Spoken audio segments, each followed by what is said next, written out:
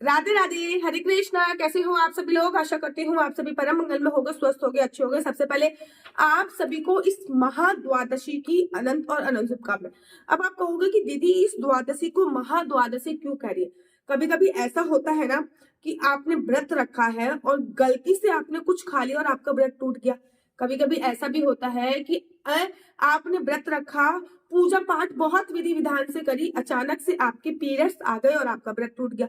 कभी कभी ऐसा होता है कि पूरे दिन व्रत रखा और गलती से हमने थोड़ा सा कुछ ना कुछ ऐसा चीज कर ली कि गलती से हमारा जो व्रत है वो टूट गया। अब इसका फल जो है, तो कहते हैं ना, या तो व्रत रखो मत। अगर आप व्रत रख रहे हो तो फिर उसको पूरी विधि विधान से पूरा करना चाहिए। अगर व्रत हमारा बीच में टूट जाता है तो ये बहुत ही ज्यादा अशुभ फल देने वाला होता है। लेकिन कभी ना कभी कलयुगी जीवन है, आपके और मेरे साथ कभी ना कभी ये चीजें हो ही जाती है। तो इसका पश्चाताप क्या है?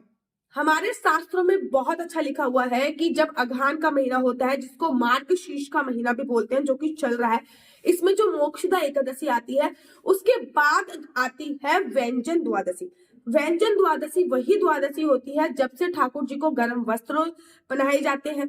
व्यंजन द्वादशी वो द्वादशी होती है जब ठाकुर जी को गर्म गर्म चीजों का भोग लगाया जाता है। व्यंजन द्वादशी का व्रत रखने से या फिर व्यंजन द्वादशी की पूजा अर्चना वंदना करने से आपके जाने अनजाने में जो भी व्रत छूट गए हैं या फिर किसी भी प्रकार से कोई व्रत आपके खंडित हो गए हैं, तो आपको उसका भी फल मिल जाता है और आपका पश्चाताप हो जाता है।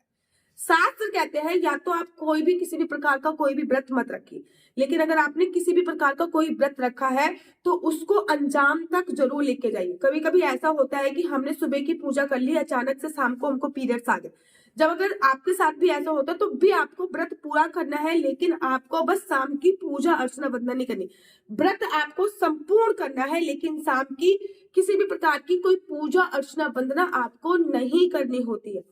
लेकिन कभी कभी ऐसा होता है कि जाने अनजाने में हम कुछ ना कुछ खा लेते हैं और हमारा व्रत खंडित हो जाता है।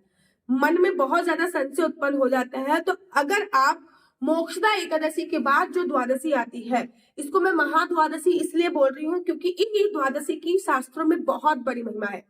इस द्वादशी का नाम व्यंजन द्वादशी है, जैसे नाम से ही संबोधित हो रहा है, व्यंजन द्वादशी।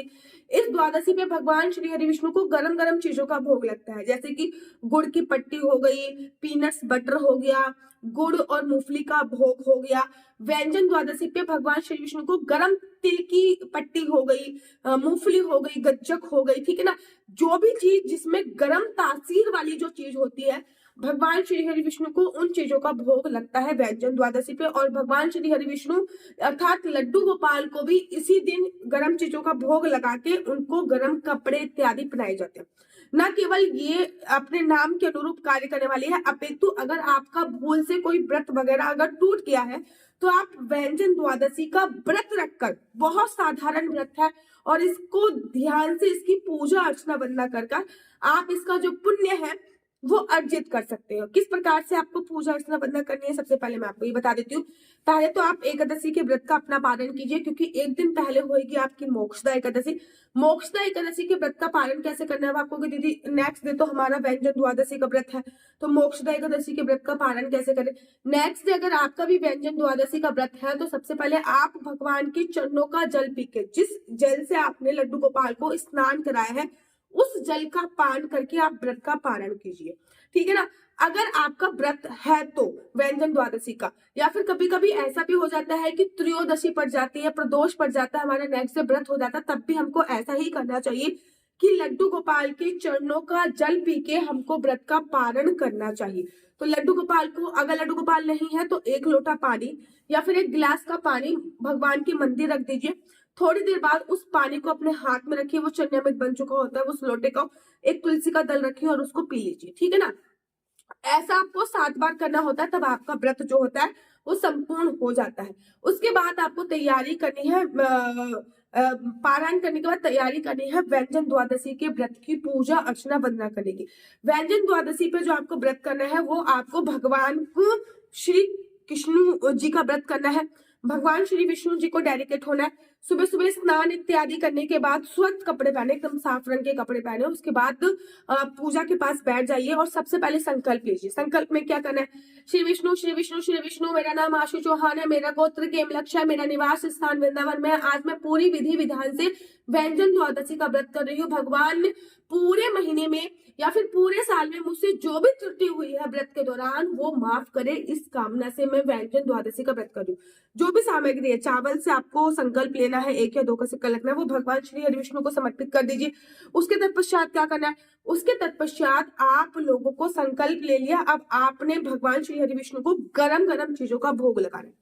कोई भी गरम गरम चीज हो सकती है, तिल की पट्टी का भोग लगा सकते हैं, गुड़ की पट्टी का भोग लगा सकते हैं, साथ ही साथ भगवान को गर्म वस्त्र देने हैं अगर भगवान की सेवा है। अगर भगवान की सेवा नहीं है तो फिर आप किसी को भी गर्म वस्त्र दे सकते हैं। मतलब इस दिन गर्म वस्त्र दान करने की भी बहुत बड़ी महिमा शास्त्रों में बताई गई है। उसके तत्पश्चात पूरे दिन व्रत रखना है और यह व्रत तारों को अर्घ देने के बाद खुल जाता है। और सबसे पहले आपने भगवान को जो गर्म चीजों का भोग लगाया है उसको खा के आपको व्रत खोलना है। उसके बाद आप साधारण खाना खा सकते हैं, बिना लहसुन प्याज का खाना। आज के दिन व्रत रखने से पूरे साल भर में जो भी व्रत आपके खंडित हुए हैं उसका फल मिल जाएगा। शाम को तारे निकल जाएंगे। तारे निकलने के बाद एक लोटा लेना है, उसमें थोड़े से चावल डालने हैं, उसमें थोड़े से तिल डालने, क्योंकि तिल की तासीर जो होती है वो गर्म होती है। और उस लोटे का जो जल है वो भगवान तारों को चढ़ाने के बाद आप घर पे आ जाइए और जो भी भोजन इत्यादि आपने बनाया है उस भोजन को खाकर आपको व्रत का विश्राम करना होता है। व्यंजन द्वादशी पे व्रत रखना बहुत सिंपल है, क्योंकि यह व्रत तारों को अर्घ देने के बाद खुल जाता है। इस व्रत में आपको दिन में सोने की मनाही होती है और गर्म तासीर वाली चीजों को दान करना होता है। संकल्प इस कंपलसरी। मैं तो ये कहती हूँ किसी भी व्रत में संकल्प बहुत ज्यादा जरूरी होता है, चाहे वो व्यंजन द्वादशी हो या फिर कोई भी एकादशी हो। किसी भी व्रत में संकल्प बहुत जरूरी होता है। तो संकल्प जब आपने ले लिया तो आपको याद रखना है कि किसी भी प्रकार से किसी भी प्रकार की ये कार्य आपको नहीं करना होता है। संकल्प लीजिए, उसके बाद व्रत रखिए। आपके पूरे साल में कोई भी व्रत किसी भी प्रकार से खंडित हुआ हो तो आपको उसका पूरा फल मिल जाएगा। अगर व्रत भी नहीं रख रहे हो तब भी लड्डू गोपाल को इस दिन गर्म चीजों का भोग लगाइए। लड्डू गोपाल को गर्म वस्त्र पहनाने के लिए व्यंजन द्वादशी बहुत ज्यादा इंपॉर्टेंट है। लड्डू गोपाल को गर्म वस्त्र इस दिन अवश्य और अवश्य पहनाइए। गर्म वस्त्र दान करने की, मूंगफली गज्जक दान करने की इस दिन बहुत बड़ी महिमा होती है। तो व्यंजन द्वादशी पर आप ये सब चीजें अवश्य कीजिए। मेरा नंबर है, शायद आपको ये पूरे YouTube पर वीडियो सुनने को नहीं मिलेगी, बहुत इंपॉर्टेंट वीडियो है तो मुझे लगा कि मुझे आप लोगों के लिए जरूर बनानी चाहिए। मेरा नंबर है 4/9 20 25 65। मैं दोबारा से बताती हूँ, 4/9 20 25 65। नीचे स्क्रीन पे भी आ रहा होगा। आपका बच्चा जॉब करेगा या बिजनेस करेगा? बिजनेस करेगा तो किस फील्ड में बिजनेस करेगा? जॉब करेगा तो किस चीज की जॉब करेगा? उसको कौन सी पढ़ाई करनी चाहिए कि उसका फ्यूचर बहुत अच्छा रहे? आपके बच्चे का लकी नंबर, लकी कलर, विवाह का योग कब बन रहा है? संतान प्राप्ति का योग कब बन रहा है? आपकी और आपके हस्बैंड में बहुत अच्छी बॉन्डिंग नहीं रहती तो आपको क्या करना चाहिए? केवल और केवल आपको मुझे अपनी डेट ऑफ बर्थ भेजिए। आपकी डेट ऑफ बर्थ और टाइम के माध्यम से आप मुझसे सारी कुंडली जान सकते हैं। कुंडली दिखाना बिल्कुल भी फ्री नहीं है, कुंडली दिखाने के चार्जेस है। इस नंबर पे किसी भी प्रकार से कोई क्वेश्चन आंसर पूछने के लिए फोन मत कीजिए। पूरी कुंडली आपको फोन पे बताई जाएगी, लेकिन याद रखिए कुंडली दिखाना बिल्कुल भी फ्री नहीं है, कुंडली दिखाने के थोड़े से चार्जेस है। अगर आपको मेरी वीडियो अच्छी लगती है तो आप अपने यूट्यूब चैनल हरि बोल को लाइक शेयर सब्सक्राइब करना बिल्कुल भी मत भूलिए। कृपया इस नंबर पे किसी भी प्रकार से कोई क्वेश्चन आंसर पूछने के लिए फोन मत कीजिए। ये नंबर केवल और केवल कुंडली दिखाने के लिए। अगर आपको वीडियो अच्छी लगती है तो आप अपना यूट्यूब चैनल हरि बोल को लाइक शेयर सब्सक्राइब करना बिल्कुल भी मत भूलिए। तब तक के लिए मुझे दीजिए इजाजत। राधे राधे, हरे कृष्णा, हरि बोल। आप सभी को व्यंजन द्वादशी की अनंत और अनंत शुभकामनाएं। व्रत रखिए या ना रखिए, लेकिन गरम गरम चीजें लड्डू गोपाल को और गरम गरम चीजों का भोग आप भी अवश्य और अवश्य खाइए। व्यंजन द्वादशी बड़े धूमधाम से श्रीधाम वृंदावन में 12 दिसंबर को बनाई जा रही है। राधे राधे, हरे कृष्णा, हरि बोल।